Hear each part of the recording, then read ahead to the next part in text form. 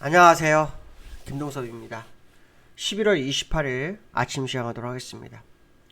지난주 금요일에 미국 시장은 오전장만 개장했습니다. 전날 추수감사절 휴장을 하고요. 금요일 오전장으로 마감했죠. 그날이 블랙 프라이데이라고 해서 얼마나 소비가 많이 됐나 뭐 보는 하루죠. 요 근래 소매 판매 업체들의 어떤 매출에 대한 경고가 굉장히 많았죠. 그런 상태에서 블랙 프라이데이 얼마나 소비가 많이 됐느냐 뭐 이런 것도 시장의 관전 포인트가 되죠. 사실 미국 시장은 지금 큰 재료가 없습니다. 다가오는 그 FMC 회의하고 뭐 11월 소비자 물가 지수 뭐 이런 것들이 중요 핵심 이슈가 될 것 같고요. 그렇지만 그것들은 아직도 시간이 좀 남아 있는 상태죠. 그렇기 때문에 시장에는 큰 이슈가 없는 상태의 모습을 지속하고 있는 그런 상황이라고 보셔야 되는데요. 이번 주에는 그래도 중요한 이슈가 한 두 가지가 있습니다. 30일날 파월의 연설이 있고요. 2일날 고용보고서가 있습니다. 시장은 금리 인상의 그 인플레이션으로 인해서 금리 인상에 초점을 맞춰졌다가요. 어느 순간부터 인플레이션이 약간 소강 상태가 되고 이제 약간 둔화되고 거기에 따른 금리 인상이 조절될 거라는 그런 어떤 생각에 시장이 굉장히 고무적인 모습이 좀 있는 건 사실입니다. 근데 분명한 것은 이건 아셔야 돼요.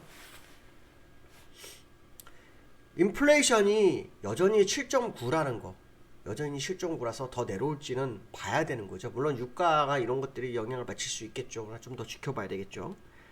그리고 인플레이션이 2% 오기 전까지는 금리 인상은 지속될 수밖에 없다라는 걸 연준이 확인시켰다라는 거.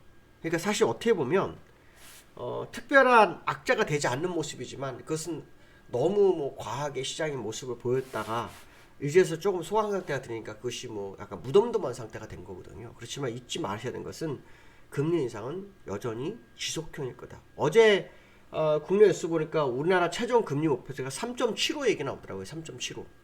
근데 미국은 지금 7% 얘기가 나오고 있거든요. 그럼 더블 속화인데 그게 가능할지 정말 봐야 될 것 같습니다. 어쨌든 여전히 미국은 12월 달에 금리 인상이 예상이 되어 있는 상태고 인플레이션의 추이를 계속 볼 수밖에 없는 그런 과정이다라고 본다면 30일 날 발표되는 파월의 연서, 그렇죠? 30일에 있는 파월의 연설을 통해서 파월의 어떤 금리에 대한 의지를 좀 확인할 필요성이 있고요. 2일 날 고용보고서가 발표가 됩니다. 2일 날 고용보고서 발표인데 이 고용보고서를 통해서 연준의 행보가 좀 더 강해질지 아닐지를 확인해야 되는 그런 상황이다라고 보시면 될 것 같고요. 주말에 그 중국이 지준율 인하를 했어요. 그래서 0.25% 정도 지준율 인하해서 약 93조 원 정도 유동성을 공급한다고 하네요. 중국이 경기 둔화가 급속하게 나타나는 것을 뭐 반증하는 게 아닐까 뭐 이런 생각 해봐야 될 것 같고요. 실제로 중국에는 코로나가 문제가 조금 또 시장에 화두가 되고 있죠 요즘. 주말 뉴스를 보면 코로나로 인해서 시진핑 타도 얘기도 좀 나오고 있는 그런 상황이다라고 하네요.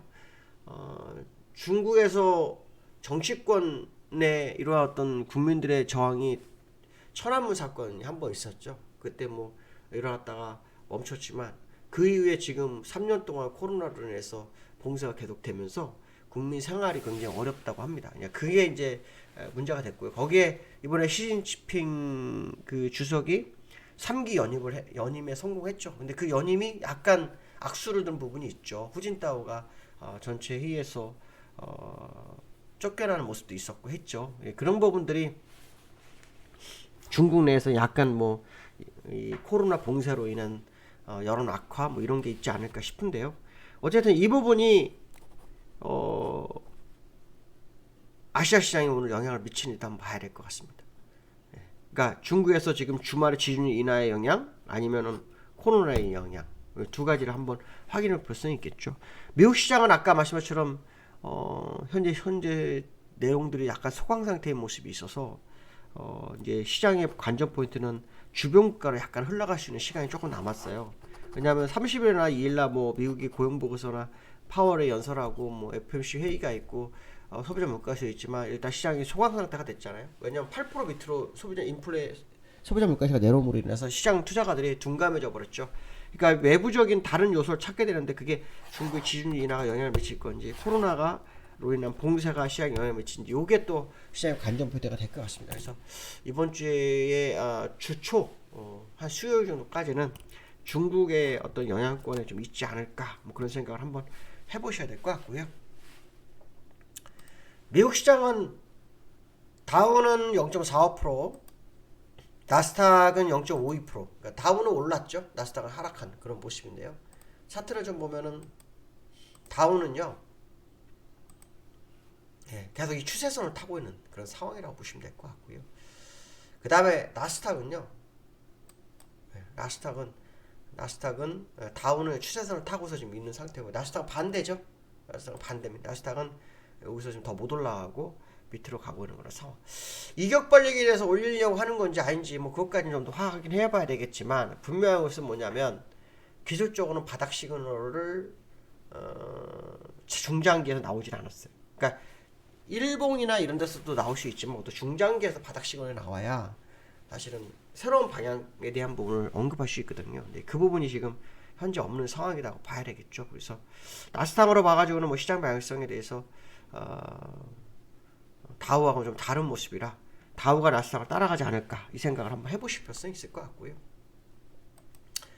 두 번째로는 역외환율이요, 1335원까지 올랐어요. 지난주에 환율이 좀 빠져서 끝났거든요. 환율을 보시면 원달러가 1323원에 끝났는데 역외환율은요 1334원 96전에 끝났습니다. 그러니까 이 환율이 역외환율하고 이 원달러가 두 개가 다 차트가 다르거든요. 그래서 환율상으로 본다 그러면 지난주 금요일 날은 어쩌면 하방을 강화하기 위한 트리거스를 확률을 한번 열어두고 보려고 하는데요. 물론 뭐 그것이 맞을지 안 맞을지 모르겠습니다. 그러나 뭐 역외환율하고 본환율이 꼭 연동한다는 보장은 없어요. 연동하는 보장은 없는데 본환율이 하락했는데 역외환율이 오른 경우는 확률적으로 오늘 열리는 본환율에서는 환율이 올라갈 확률이 높다고 봐야 되겠죠. 약세 쪽으로 갈 확률이 높고 그건 주가에 영향을 미칠 수 있지 않을까라는 생각을 한번 해봐야 되겠죠. 그래서 환율의 움직임이 상당히 중요한 한 주가 될 거다. 왜냐하면 지지난주에 환율이 V자로 갈 듯 하다가 지난주에 밀어냈어요. 화요일부터. 그러다가 다시 금요일날 미국장 올라섰다라는 것은 만약에 이 환율이 여기를 다시 올라서는 상황이 발생했을 때 주가 환율이 계속 올라갈 수 있는 부분이 생기거든요. 그래서 환율이 다시금 올라갈 수 있는 그런 상황이 연출되는가에 대한 부분을 확인하는 한 주가 돼야 되겠다. 저는 갭하락이 4개가 있기 때문에 환율은 아마 가지 않겠느냐 그런 생각을 한번 해보시는 게 정답이지 않을까 뭐 그런 생각하고요. 아까 제가 중국장을 말씀 안 드렸는데 중국장 차트를 잠깐 한번 볼까요? 중국장 차트를 한번 보면 중국 차트를 보시면 지금 중국 차트는 옆으로 기는 모습이죠. 그렇죠? 기는 모습입니다. 추가로 더 상승할지 안 할지 좀 더 지켜봐야 되겠지만 이 주봉 상태로 봐가지고는 이제 5 주선에 안착 시도를 하고 있는 거죠. 그런데 그것은 일목에서 주봉의 후행 스팬은 정말 좋지 않은 모습이다라고 말을 하고 있네요. 그 얘기 무슨 말이냐면 여전히 눌릴 수 있는 소지가 일봉에 있다. 뭐 이런 해석도 되는 과정이다라고 보시면 될 것 같고요. 세 번째로는 코스피가 삼성전자에 달린 코스피. 이게 무슨 말이냐면요. 삼성전자에서 삼성생명법이라는 게 지금 국회에 정무위원회에 상정이 될 수 있는 상정이 됐나요? 하여튼 뭐 그런 부분 내용이 있어요.